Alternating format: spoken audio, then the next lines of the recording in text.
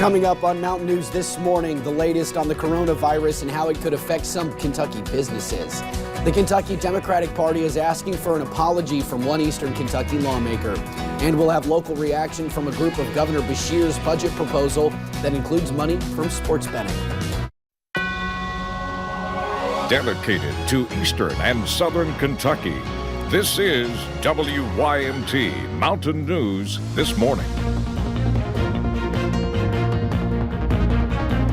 Good morning. It is 5:29 on this Friday, January the 31st. I'm Will Puckett. Thank you for tuning in to Mountain News This Morning. Madison has this Friday off.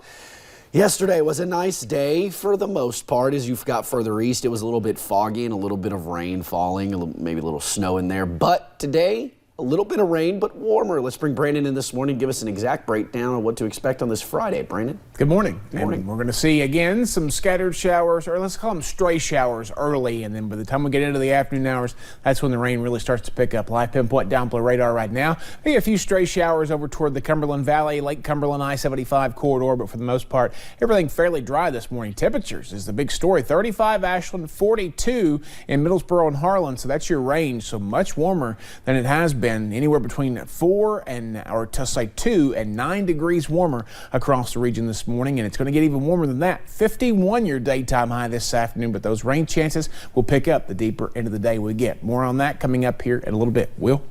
All righty, Brandon, thank you. Well, the coronavirus is now a global health emergency, surpassing the number of SARS infections worldwide in 2002 and 2003. As Melissa Rainey reports, the United States now has its first person-to-person case. We have witnessed the emergence of a previously unknown pathogen, which has escalated into an unprecedented outbreak. The coronavirus outbreak is now being declared a public health emergency of international concern by the World Health Organization. There are now 98 cases in 18 countries outside China, including 8 cases of human-to-human transmission in 4 countries: Germany, Japan, Vietnam, and the United States of America. Chicago confirmed its second case, America's first human-to-human transmission of the virus. The man in his 60s, as you heard, the husband of our first confirmed case. He was put into isolation when public health learned that he had developed symptoms.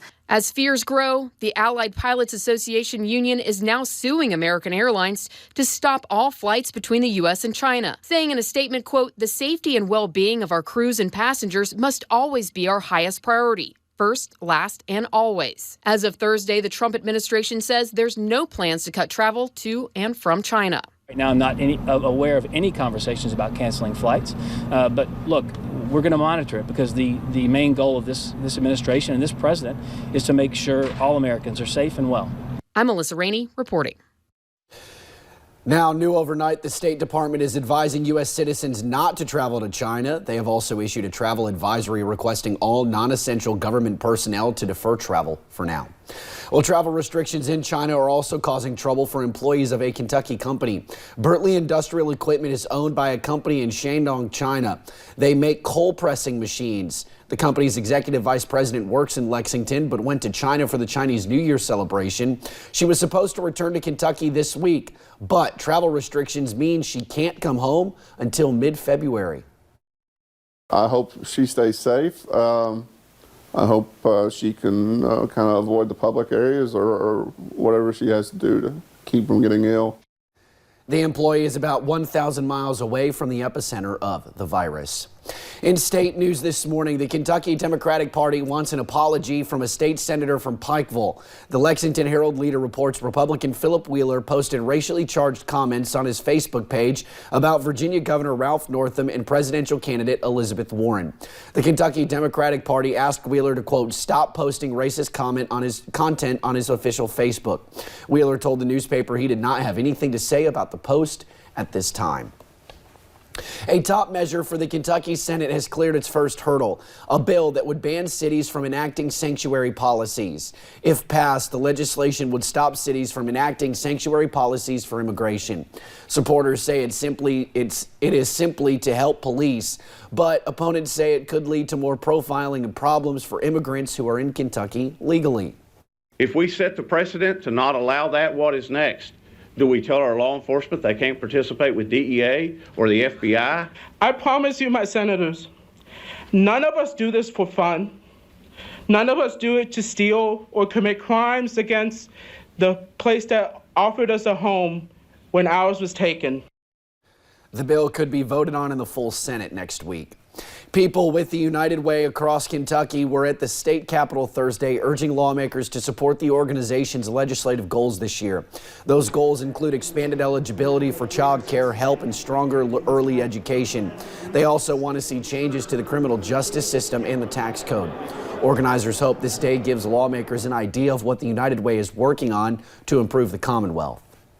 The purpose of our Live United Day is to draw together all of our public policy initiatives and showcase for them what it is that United Way is working on across the Commonwealth. We reinvested $43 million into this Commonwealth last year, and we stand as a great gatekeeper between local nonprofit organizations, corporations, and the legislature to help get things done for local communities. Governor Beshear and Kentucky Attorney General Daniel Cameron were among the speakers at the rally. Well, Governor Andy Beshear outlined his two-year budget earlier this week. In it was money from sports betting. While approving this faces an uphill battle in the legislature, it marks a domino that could be starting to fall for an Eastern Kentucky casino and resort. Tucked atop a Letcher County mountain. We're trying to get what we feel is going to really help develop Eastern Kentucky. Land that, should things continue to fall in place, could signal the revitalization of an Eastern Kentucky town. We're not asking for a handout. We're just asking for the government to stay away from this a little bit so that we can help pick ourselves up here and develop us. They say Governor Beshear's budget is a step in the right direction. It gives us tremendous hope. We know that, we have people that already spend money on casinos in Kentucky. You just have to cross the Ohio River to do it. Recently, just across the border in Virginia, a proposal in partnership is in the works for a resort and casino in the town of Bristol, which also houses a famous NASCAR raceway. For us here in Eastern Kentucky, we're looking at what Bristol's doing and saying, if they can do it, in a much more conservative area than what we have here, certainly we could even look at this. Let the people vote. Griffith, if that vote occurs, he is confident it will be in their favor. We've had numerous polls taken over the last 20 years, and the very last one, 71% of the people of the Commonwealth said yes, we have no problem with expanded gaming. So now they are hoping for a constitutional amendment, one that, should the majority of Kentuckians agree with, could change this Eastern Kentucky mountainside forever. Now it is widely believed the sports betting bill will face tough opposition in the Republican-controlled legislature. The U.S. Secretary of Energy visited the Bluegrass yesterday. Secretary Dan Brulette said his administration is pushing an all-of-the-above policy when it comes to energy. Focusing on coal, Brulette says mines and miners are still important despite the struggle the industry faces. These miners are not going to be forgotten. They're not going to be lost. These mines are not going to be forgotten and not going to be lost. They're very important resources that the country has, and we think that we can use them for other purposes. The secretary also says he sees a big potential future for nuclear energy. Medical care is complicated and costly. This morning, our national investigative team exposes a true cost of health care that affects us all as taxpayers. A man noticed his insurance paid all of one medication, but discovered the federal government was billed hundreds more than market value. Here's Investigate TV's Lee Zurich with Costly Care. This is all a big secret. Exactly. And a lot of money. And a tremendous amount of money. Money that costs every taxpayer in this country, including Joel Seidel. Okay. And his wife Diane, who's battling ALS. Doctors prescribed her a drug to help fight the disease. For the first 6 months of this year, Seidel ordered his wife's medication through the mail. CVS Caremark seemed to give him a good deal. On paper, it cost him nothing. There was no copay, and I got, oh boy, look at this, no copay for this expensive drug. But when he happened to spot his explanation of benefits or EOB online, a big number jumped off the computer. How do you justify that? While the Seidels paid nothing, a 90-day supply of the medication cost their insurance plan $1,700. Their insurance, Medicare, funded by taxpayers. It's all about the money. I mean, it really is, because there's no reason this should be happening. So Seidel drove down the street to Chris Dupre in his Gonzales, Louisiana independent pharmacy and found a startling difference. There, for the same drug, the cash price was $170 instead of his Medicare plan and taxpayers being charged $1,700. But the CVS Caremark prescription did actually cost the Seidels more money, too. That's because of how the government structures payments in the Medicare program. Initially, patients pay little to no copay. But when the total cost of the medication reaches $3,800, you hit what's called the donut hole. You suddenly pay more money for the drugs.